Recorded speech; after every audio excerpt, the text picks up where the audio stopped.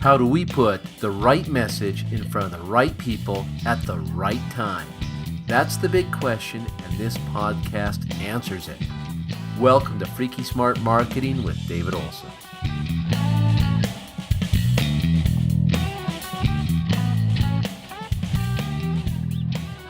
Hey, what's going on? Glad you could come join me for another episode of Freaky Smart Marketing.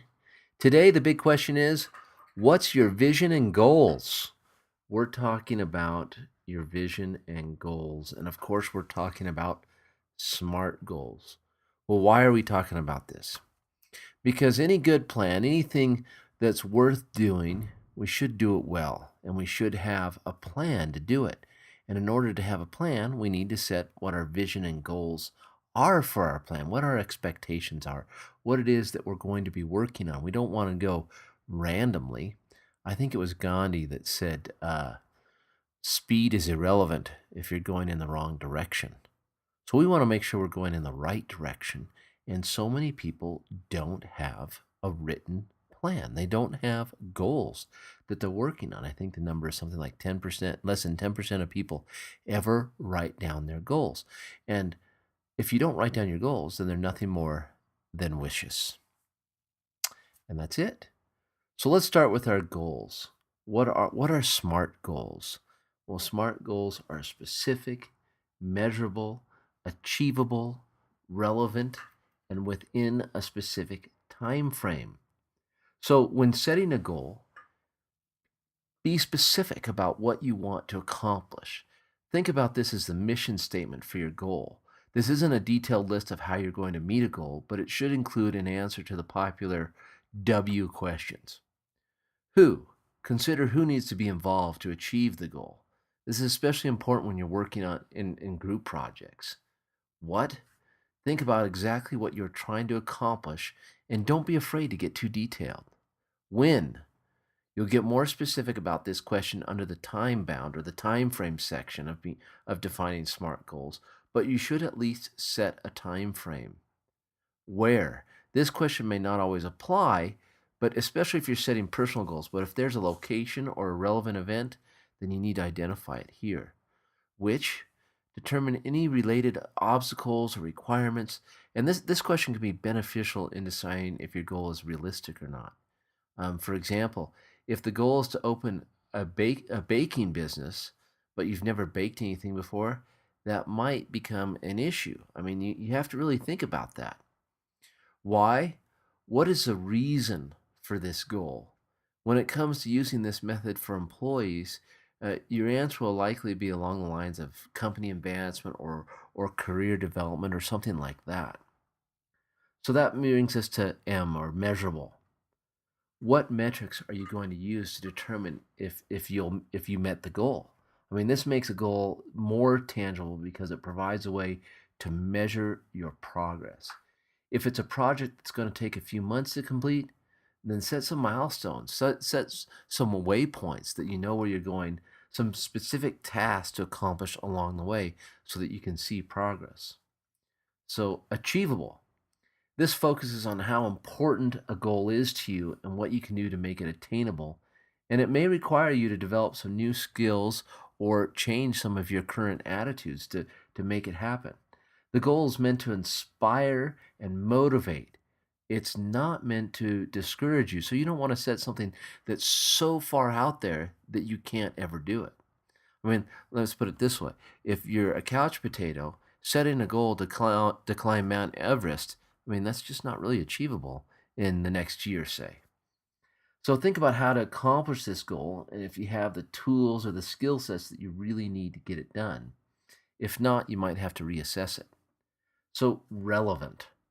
Now, relevant refers to focus on something that makes sense within the broader scope of your business.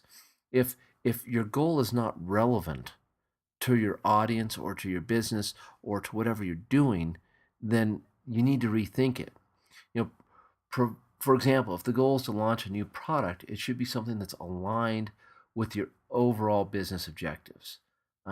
your team may be able to launch a new consumer product, but if your company is a B2B that is not going into the consumer market, then it doesn't really make sense and it's not a relevant goal. So, time frame.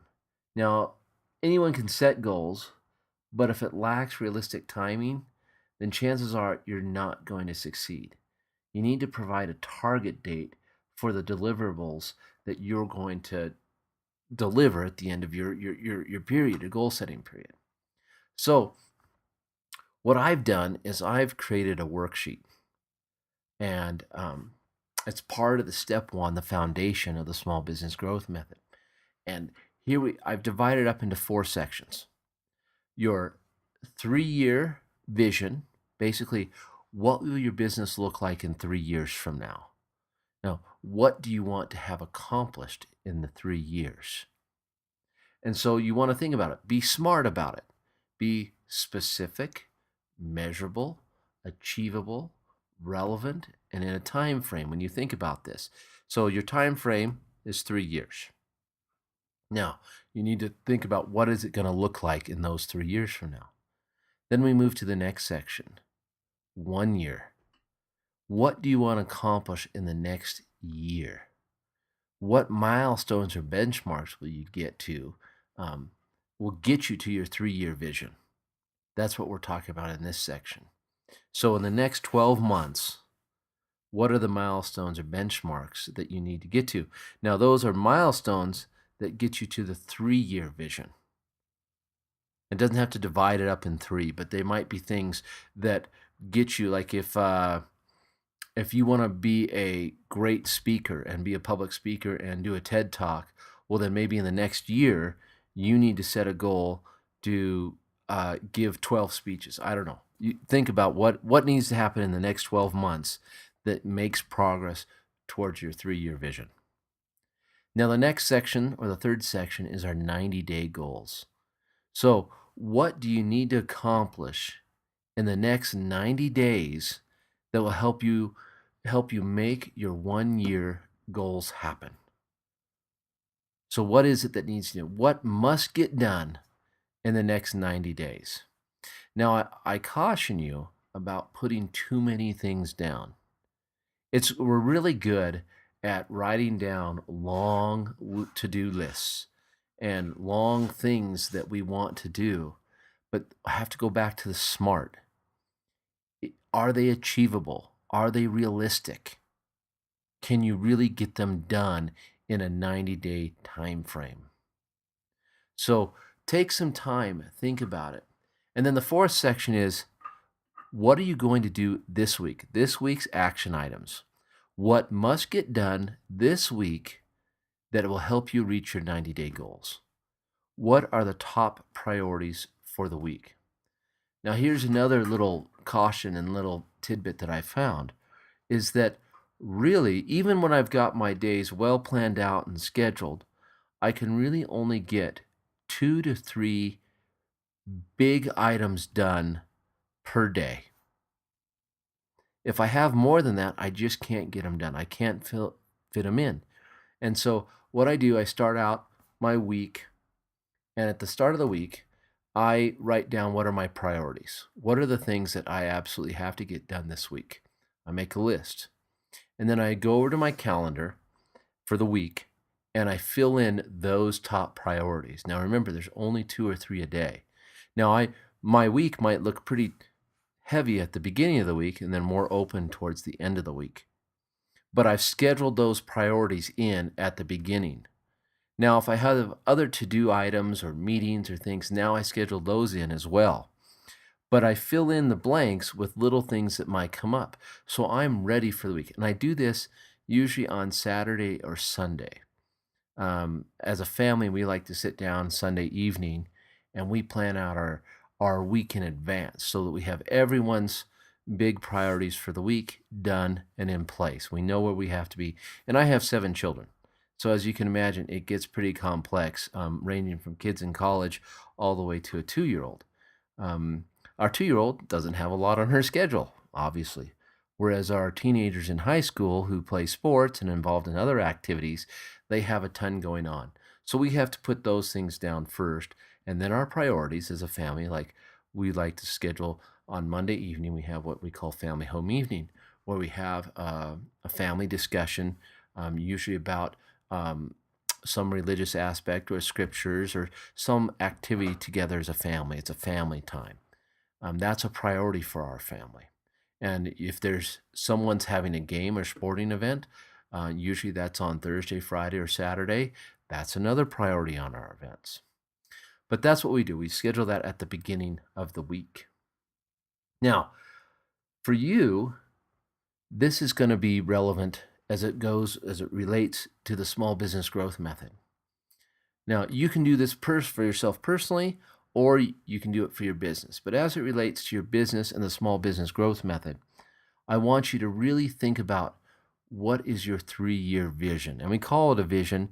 It can be goals. I don't care the wording you use. It can be vision. It can be mission statement. It can be goals.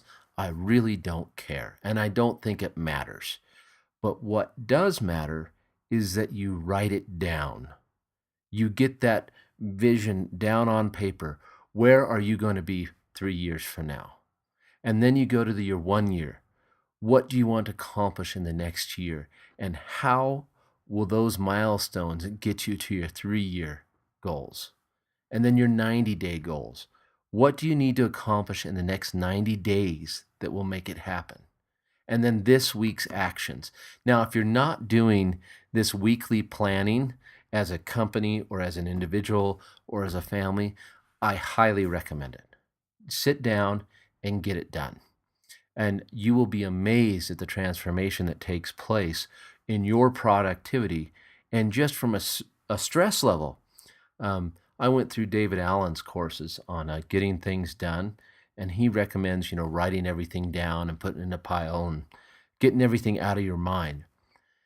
And I found that when I take the time, both personally and as a family, and we do our weekly planning on Sunday, my stress levels have gone down tremendously. I mean, I feel so much better during the week, and it really affects my health because, when I get stressed, I have some neck pain, my muscles get tense, I tend to eat to satisfy my stress.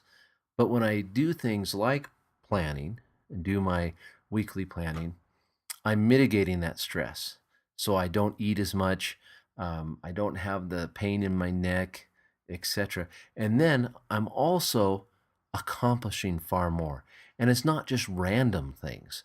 I'm on track doing the things that will get me to my 3-year vision. And I see that progress is being made. And I'm not just randomly doing this, random doing that, putting out this fire, putting out that fire. So it's really a good experience. And for one of the clients that I worked with, he always used to say, Steve Schallenberger, he says, you really need to do your pre-week planning on Sunday night because Monday, now you're in the thick of it. You're in the fire. Things are happening. You come to work. No one likes Monday mornings at work. No one likes having to go into work and start the week out. And so you are not in a position to plan out your week really on Monday morning. So you really need to get it done on Saturday or Sunday if you can. Make it a family experience, whatever your family unit may look like. Do it together. And it takes some practice. It takes some getting used to. I know my kids were like, oh, Dad, we don't want to do this. But now everyone takes out their calendars and we get it done. And it's a great experience. And as far as the small business growth method, look, if you don't know where you want to go, then there's no point in going anywhere. It's going to be really hard to make progress and go from point A to point B if you don't have goals, if you don't know where you're going. Well, that's it for today's episode. Thanks for joining me. I really appreciate it. Now, if you haven't downloaded the Small Business Growth Method Roadmap, 3 Steps to Predictable Growth, please go to freakysmartmarketing.com/roadmap and get your free copy today. I am so excited for you. You are taking the step that so few people do. You are investing in your future by listening and by learning and by executing. You're awesome. Hey, we'll see you in the next episode. Thank you so much for listening to Freaky Smart Marketing today. For all the show notes and resources mentioned in this episode, go to freakysmartmarketing.com/podcast to see the latest episodes. Also, please leave us your feedback on what I can do better. Do you have questions about marketing or sales? Send me your questions and I'll answer them on the show. Hey, we'll see you next episode. Have a great week, my friends.